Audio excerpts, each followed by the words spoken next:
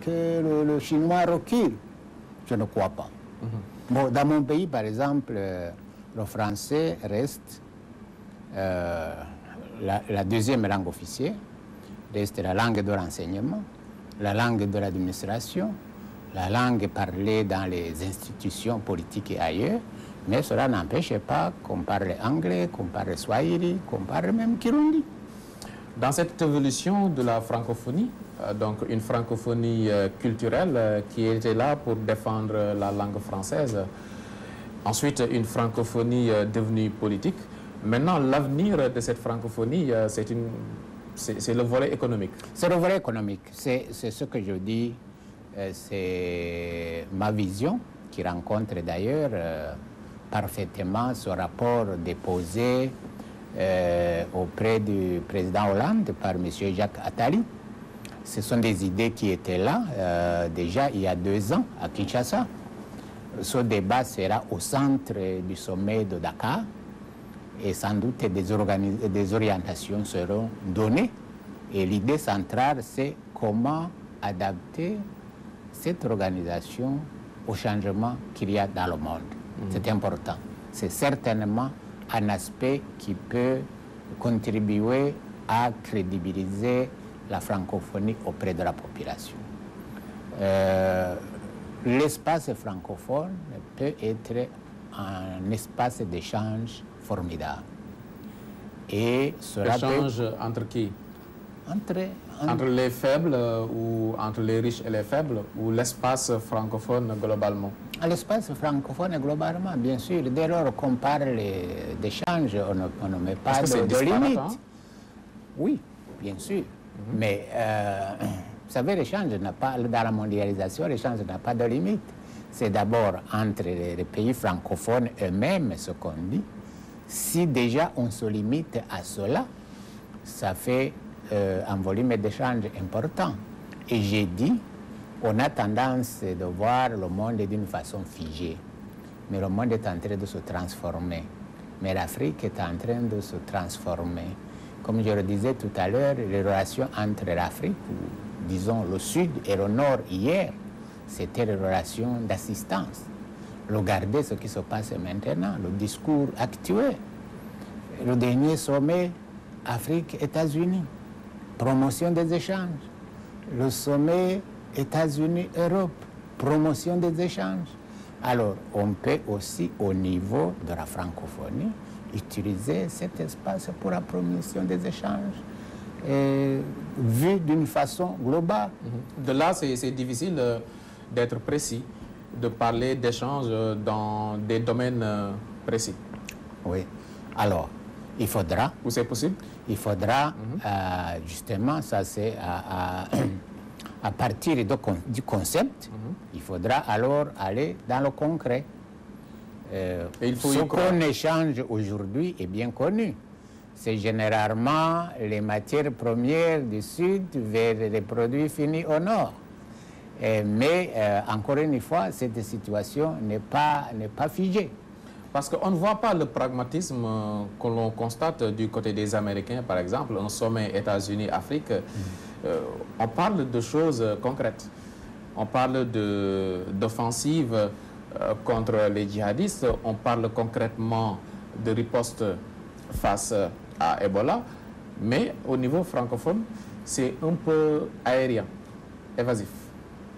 Non, mais je pense que nous parlons de 2 choses différentes. Parce que l'espace francophone ou la francophonie, c'est une organisation.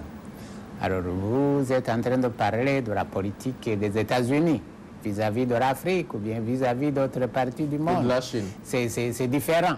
Il faudrait peut-être aller voir qu'est-ce que fait l'organisation entre les États américains. C'est peut-être là où on peut comparer. Oui, je crois que c'est basé aussi sur les échanges. Mais par rapport à cet échange entre francophones, peut-être que aussi il y a la concurrence à côté.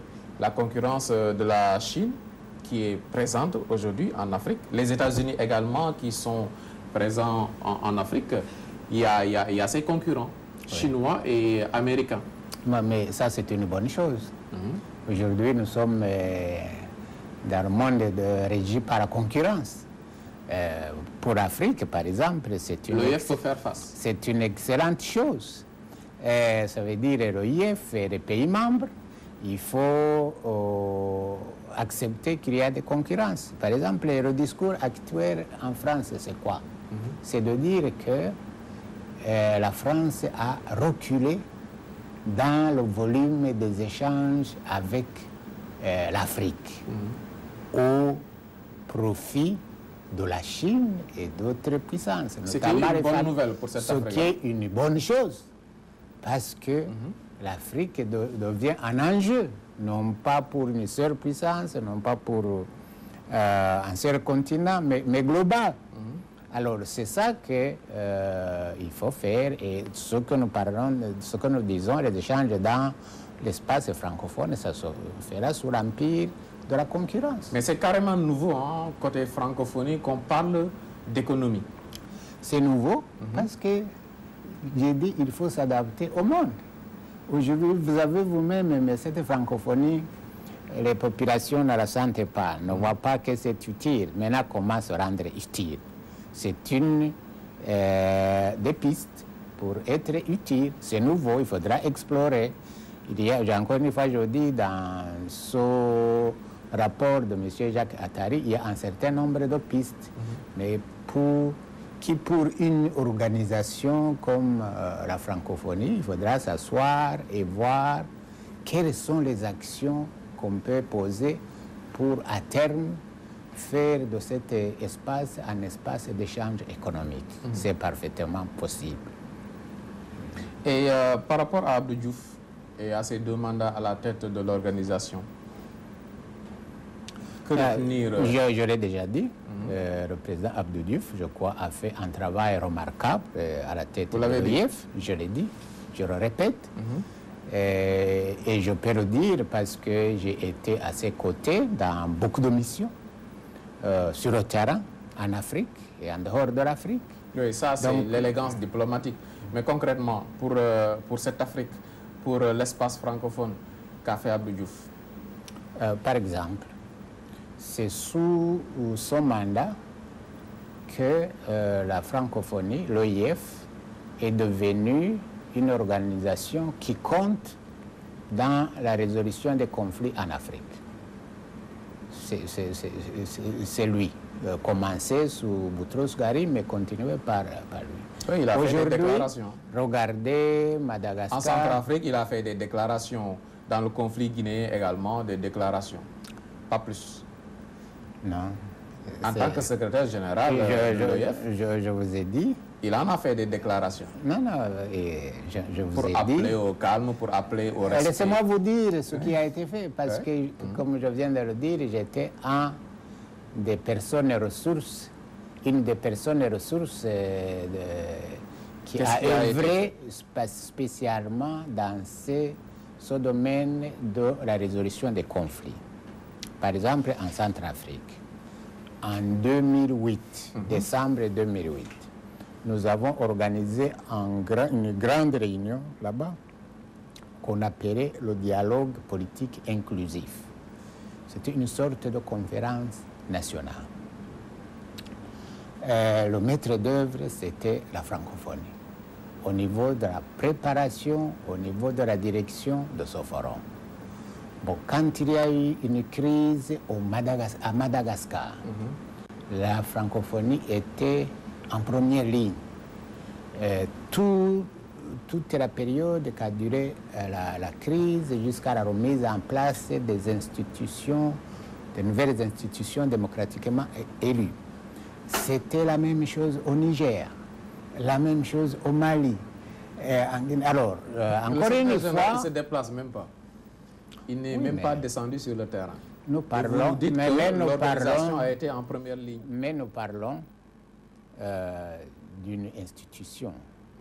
Ne parlez pas du secrétaire général. Si vous voulez que M. Ban Ki-moon se présente partout où il y a des crises sur le globe, il ne pourra pas être partout. Non, pas mais partout, quand, mais quand même, quand les troupes des Nations Unies sont là, quand ses adjoints sont là, quand ses envoyés sont là, ça veut dire que l'institution est représentée. Donc, il faut bien distinguer les choses. L'organisation et la personne. Et au-delà des conférences, au-delà des séminaires, au niveau des hôtels, concrètement, ce qu'a fait l'OIF en Centrafrique, par exemple, c'est quoi? Bon, ça, je peux témoigner parce que j'ai été plusieurs fois porteur de mission dans cette organisation. Par exemple, quand il y a eu le changement, les élections en 2005, après le coup d'État de M. Bozizé, c'est l'OIF qui a accompagné ce pays pour préparer les élections de 2005. Les institutions qui agissent dans ce processus, la Cour constitutionnelle, mais aussi l'appui au niveau de la Commission nationale indépendante, et au niveau de la préparation des textes, le code électoral, la nouvelle constitution, c'est les experts de l'OIF qui ont fait ça. Voilà. Alors, quand il s'agit d'organiser les élections, je sais, la plus grande mission d'observation, c'était la mission de l'OIF. Alors, l'OIF est allé jusqu'à nommer des experts qui ont été actifs au sein même de la Commission nationale électorale, qui ont été actifs au sein de la Cour constitutionnelle, parce que, ayant constaté que les institutions de ce pays avaient un certain nombre de faiblesses. Et quelle est la voix aujourd'hui, le poids de cette voix francophone en Afrique, aux côtés, par exemple, de l'Union africaine, ou même dans une proportion moindre de la CEDEAO? Bon, alors, au niveau de ces institutions, c'est la coopération, c'est la complémentarité. Par exemple, quand et la voix de la francophonie est-elle une voix autorisée? C'est une voix autorisée, bien sûr, parce que la francophonie a pu démontrer, avec le temps, qu'il y a des choses qu'elle sait faire mieux que l'Union africaine, qu'elle sait faire mieux que les Nations Unies, comme observer les élections, mieux que la CEDEAO. Par exemple, tout l'appui technique et institutionnel pour renforcer l'état de droit, renforcer la justice, renforcer les organisations de la société civile, les organisations qui s'occupent de contrôle des médias, ainsi de suite. Alors, ça, il a été démontré, toute la préparation des textes, le code électoral, la constitution, il a été démontré que l'OIF sait faire ça mieux que l'Union africaine. Et là où l'OIF est présent pour le faire, l'Union africaine va faire autre chose. La même chose des Nations Unies. Donc, comment ces institutions travaillent ensemble, c'est la complémentarité. On évite de faire exactement ce que l'autre est en train de faire. Et je vous assure qu'il y a l'espace pour chacun. Ok, dire à ces Africains que la francophonie, l'Organisation internationale de la francophonie nous est très très utile, ce n'est pas simplement un club de chefs d'État et d'anciens chefs d'État et de chefs de gouvernement. C'est ça, pour résumer. Bon. Non, c'est ce que je dis. La francophonie doit aussi être une organisation des peuples. Qu'est-ce qui fait la francophonie? À commencer par la promotion de la langue. Qu'est-ce qui fait la promotion de la langue française? Vous partez des enseignants qu'il y a dans les coins les plus reculés du Sénégal. Ce sont les agents de la francophonie. Les professeurs dans les lycées, les collèges, les universités. Les chercheurs, les artistes divers qui font la musique, ceux qui font d'autres expressions culturelles. C'est ça je pourrais dire ceux qui forment les bataillons de la francophonie, mais aussi les institutions.